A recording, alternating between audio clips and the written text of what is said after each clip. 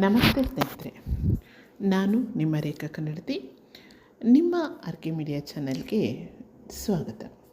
ಸ್ನೇಹಿತರೆ, ನಿಮಗೆಲ್ಲ ಗೊತ್ತಿದೆ ಜೀವನ ನಮ್ಮದು ಅಂತ, ಹೌದಾನೆ? ನಮ್ಮ ಜೀವನದ ನಮ್ಮ ಜೀವನ, ನಮ್ಮ ಬದುಕು, ನಮ್ಮ ಕುಟುಂಬ ಅಂತ ನಾವು ಪ್ರತಿದಿನ ಅದ್ರ ಜೊತೆ ಹೆಜ್ಜೆ ಹಾಕ್ತಾನೆ ಇರ್ತೀವಿ. ಕಷ್ಟ ಸುಖ ಏನೇ ಇರಲಿ ಎಲ್ಲವನ್ನ ಎದುರಿಸ್ತಾ ಬದುಕಿನ ಪಯಣದಲ್ಲಿ ಸಾಕ್ತಾನೇ ಇರ್ತೀವಿ. ಆದರೆ ಹೀಗೆ ಸಾಗೋವಾಗ ಕೆಲವೊಮ್ಮೆ ಅದರ ಸೂತ್ರವನ್ನು ಬೇರೆಯವ್ರ ಕೈಗೆ ಕೊಟ್ಟು ನಾವು ಹೋಗಿ ಹಿಂದಿನ ಸೀಟಲ್ಲಿ ಕೂತ್ಕೋತೀವಿ. ಇದು ತುಂಬ ದೊಡ್ಡ ತಪ್ಪು. ಯಾಕೆಂದರೆ ಬದುಕು ಜೀವನ ನಮ್ಮದಾಗಿರುವಾಗ ನಿರ್ಧಾರಗಳೇಕೆ ಬೇರೆಯವ್ರದ್ದಾಗಿರಬೇಕು ಅಲ್ವಾ? ಎಷ್ಟೋ ಸಾರಿ ನಾವು ತಪ್ಪು ನಿರ್ಧಾರಗಳನ್ನು ತೆಗೆದುಕೊಂಡು ಹಿಂಗೆ ಮಾಡಬಾರ್ದಾಗಿತ್ತು, ಹಾಗೆ ಮಾಡಬೇಕಾಗಿತ್ತು ಅಂತೆಲ್ಲ ಪೇಚಾಡ್ತೀವಿ. ಈ ತಪ್ಪು ನಮ್ಮದೇ. ಯಾರೋ ಏನೋ ಹೇಳಿದರು ಅಂತ, ಅವ್ರು ಹೇಳಿದ್ದೆ ಕರೆಕ್ಟ್ ಅಂತ ನಾವು ಏನೂ ಯೋಚನೆ ಮಾಡದೆ ಮುಂದೆ ಹೆಜ್ಜೆ ಇಟ್ಟರೆ ಖಂಡಿತ ಪ್ರಪಾತಕ್ಕೆ ಬೀಳೋದು ನಿಜ.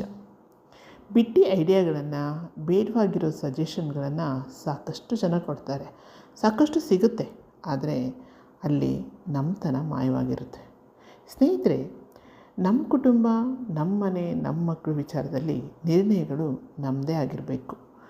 ನಾವು ನಮ್ಮ ಮನೆಯವರು ಎಲ್ಲ ಕೂತ್ಕೊಂಡು ಯಾವುದೇ ವಿಚಾರ ಇರಲಿ ಚರ್ಚೆ ಮಾಡಿ ಒಳ್ಳೆಯ ನಿರ್ಧಾರನ ತಗೋಬೇಕು.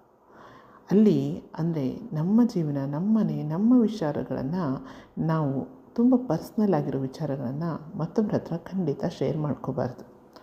ಥರ್ಡ್ ಪರ್ಸನ್ಗೆ ಎಂಟ್ರಿನೇ ಕೊಡಬಾರ್ದು ಅಂತ ನನ್ನ ಅನಿಸಿಕೆ. ಏನಂತೀರಾ? ಆಮೇಲೆ ಪಶ್ಚಾತ್ತಾಪ ಪಡಬೇಕಾಗಿರೋದು ನಾವೇ. ಇಂಥ ಅನೇಕ ಘಟನೆಗಳು ನಮ್ಮ ಸುತ್ತಮುತ್ತ ನಡೀತಾನೆ ಇರ್ತವೆ. ಅದಕ್ಕಾಗಿ ನಮ್ಮ ಒಂದು ಜೀವನದಲ್ಲಿ, ನಮ್ಮ ಬದುಕಿನ ಪಯಣದಲ್ಲಿ ನಿರ್ಧಾರ ನಮ್ಮದೇ ಆಗಿರಬೇಕು. ಎಲ್ಲರೂ ಹೇಳ್ತಾರೆ ಹ್ಞೂ ಅನ್ನೋಕೇನಂತೆ ಅಲ್ವಾ? ಹಾಗಾಗಿ ಹ್ಞೂ ಅಂತ ಹೇಳಬೇಕು.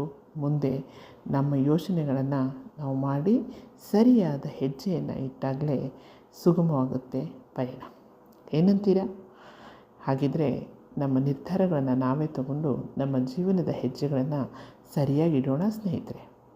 ಮತ್ತೆ ಮತ್ತೊಂದು ವಿಷಯದೊಂದಿಗೆ ಭೇಟಿಯಾಗ್ತೀನಿ. ಧನ್ಯವಾದಗಳು ಸ್ನೇಹಿತರೆ.